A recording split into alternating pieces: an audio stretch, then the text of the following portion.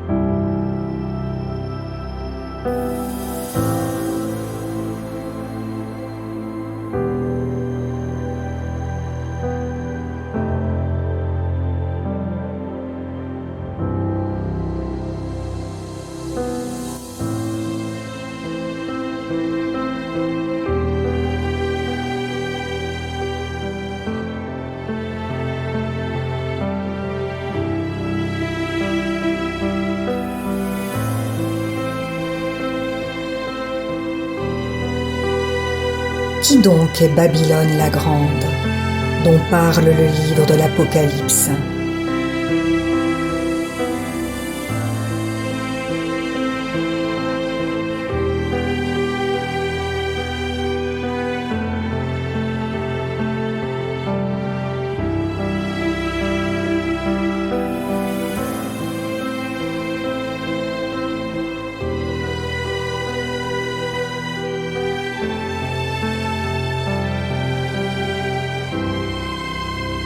Qui est donc Babylone la grande, cette femme, cette prostituée dont parle le livre de l'Apocalypse?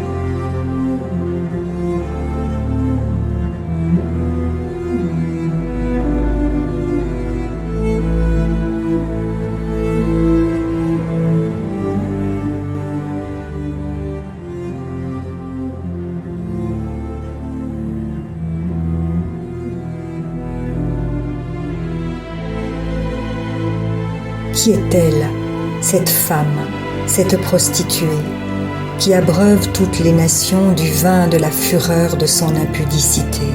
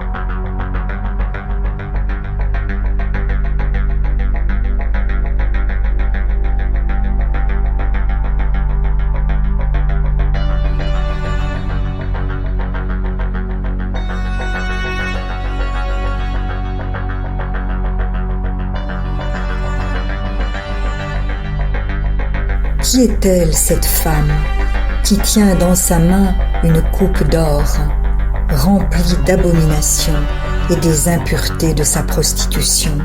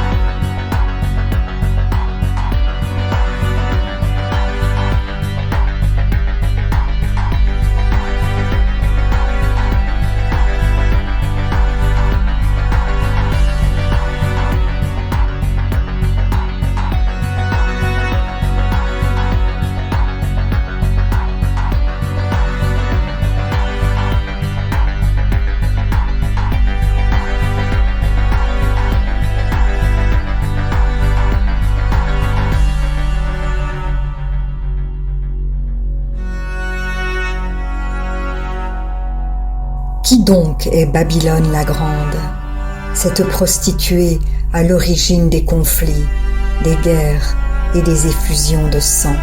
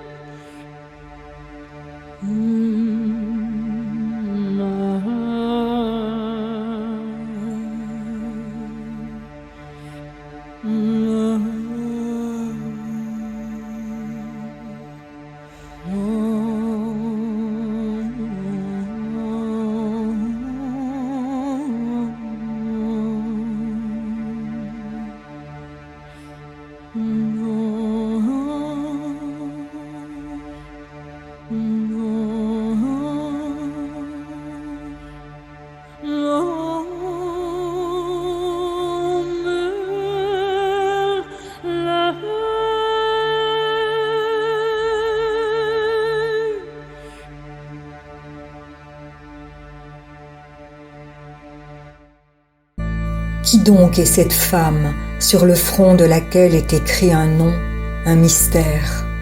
Babylone la Grande, la mère des impudiques et des abominations de la terre.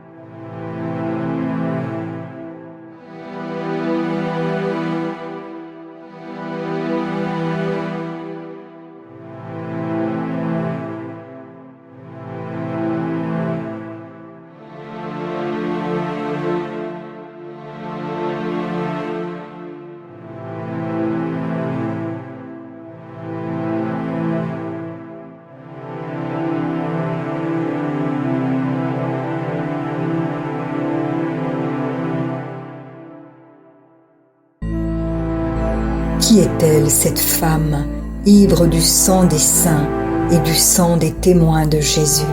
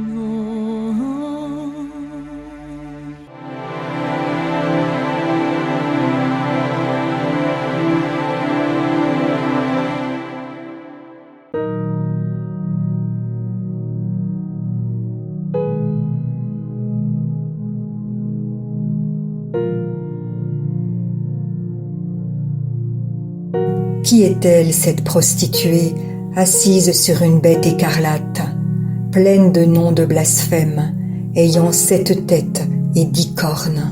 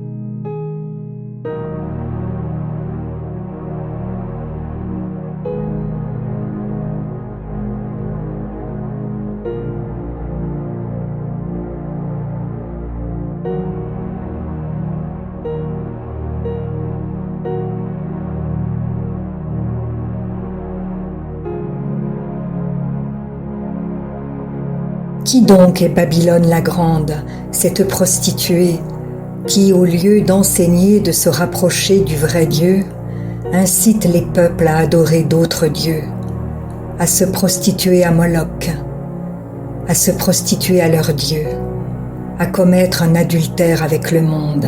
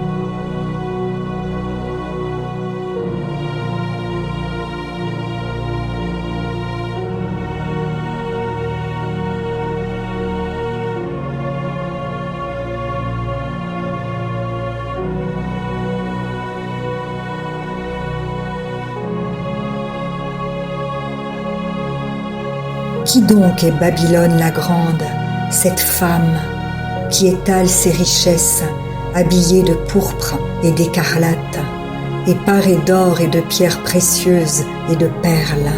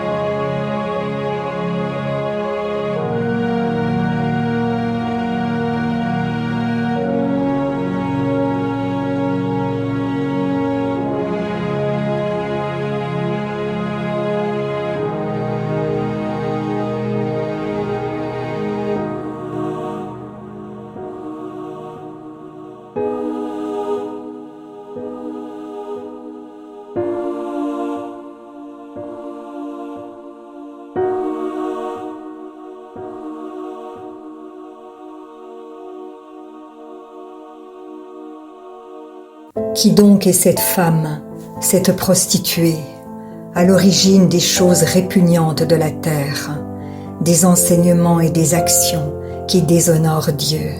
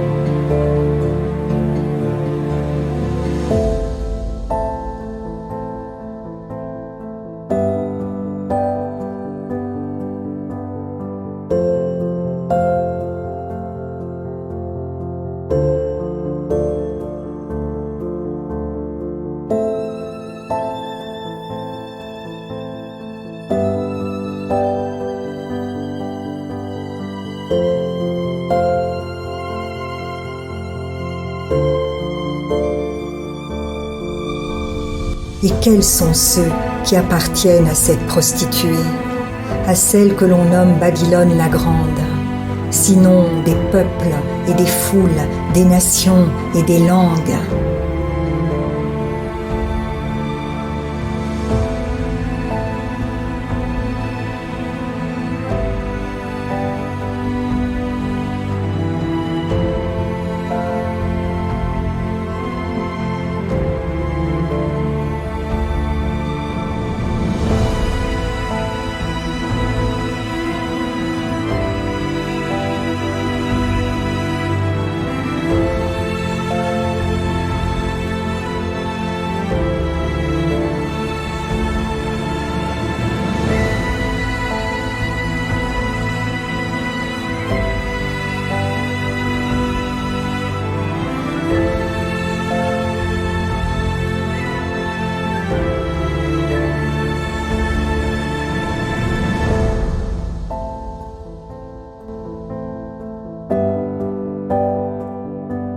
Christ peut-il s'accorder avec le diable?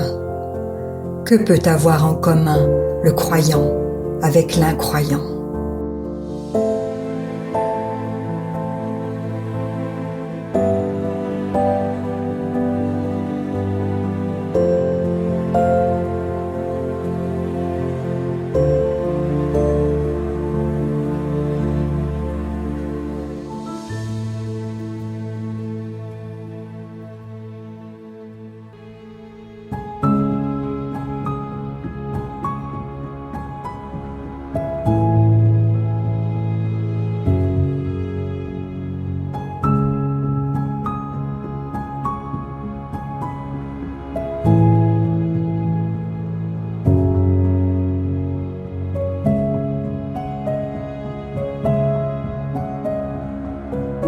Oui, ne vous mettez pas avec des incroyants sous un joug qui n'est pas celui du Seigneur.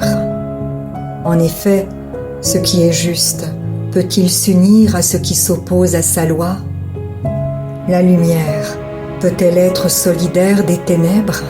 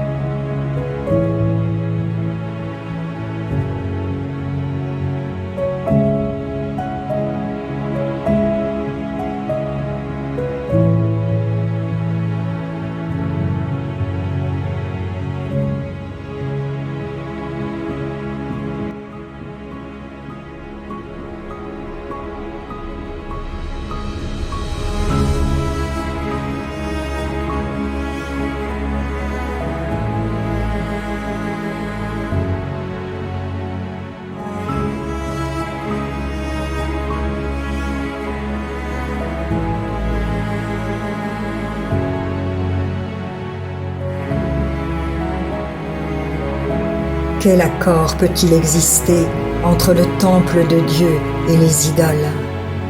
Car nous sommes, nous, le temple du Dieu vivant. Dieu lui-même l'a dit, « J'habiterai et je marcherai au milieu d'eux. Je serai leur Dieu et ils seront mon peuple. »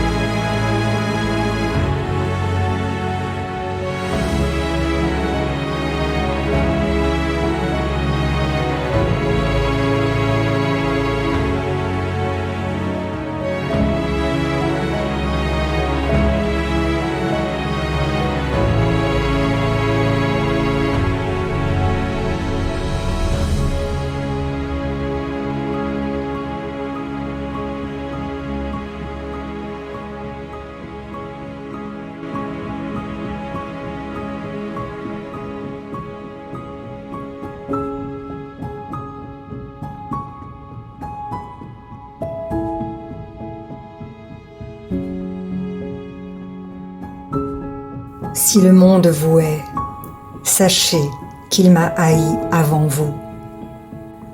Si vous étiez du monde, le monde aimerait ce qui est à lui.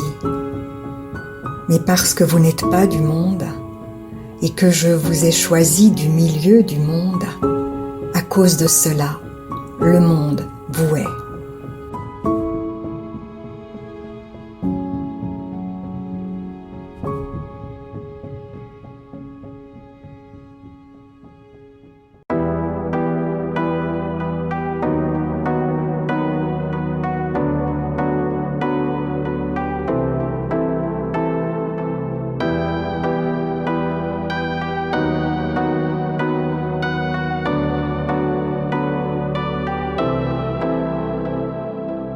C'est pourquoi, sortez du milieu d'eux. Séparez-vous d'eux, dit le Seigneur.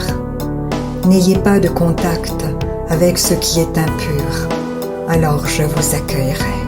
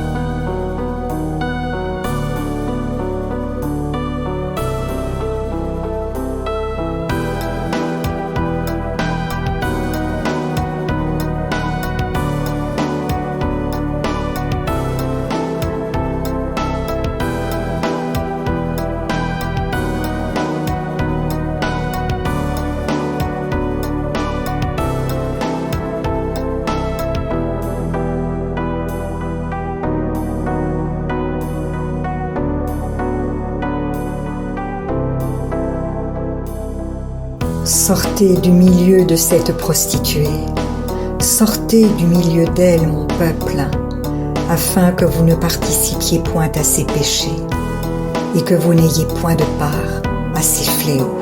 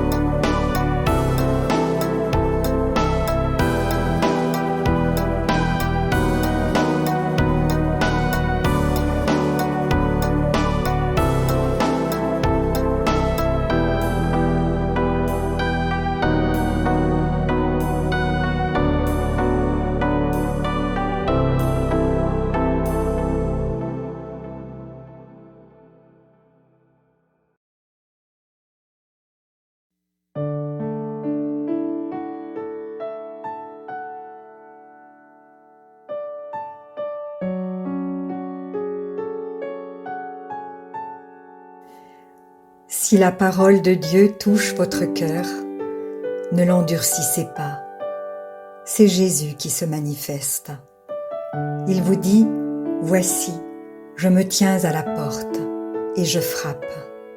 Si quelqu'un entend ma voix et ouvre la porte, j'entrerai chez lui. Je souperai avec lui et lui avec moi. » Alors, si vous n'avez pas encore fait de Jésus votre Sauveur et votre Seigneur personnel, vous pouvez maintenant le faire. Déclarez à haute voix et d'un cœur sincère, « Père, je te remercie parce que tu as envoyé Jésus-Christ mourir sur la croix pour mes péchés et tu l'as ressuscité des morts.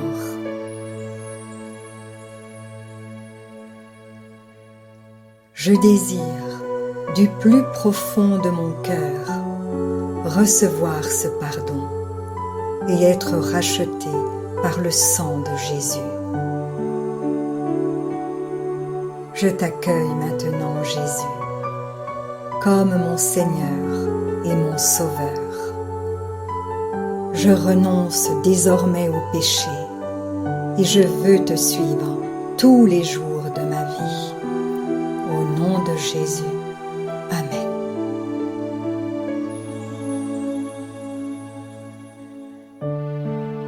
Continuez de vous fortifier et de vous purifier par la parole de Dieu. La foi vient, mais elle ne vient que d'une seule source, de ce qu'on entend de la parole de Christ. Demandez à l'Esprit Saint de vous guider et de vous éclairer dans sa connaissance. Vous verrez que peu à peu, il vous révélera ce que ne peuvent comprendre ceux qui ne vont pas dans la parole.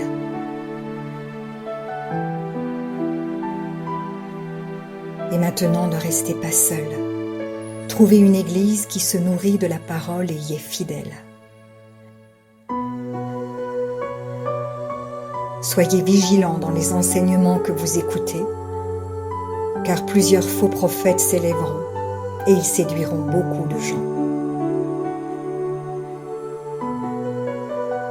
Et en toutes choses, faites une confiance absolue au Seigneur. Vous êtes richement bénis.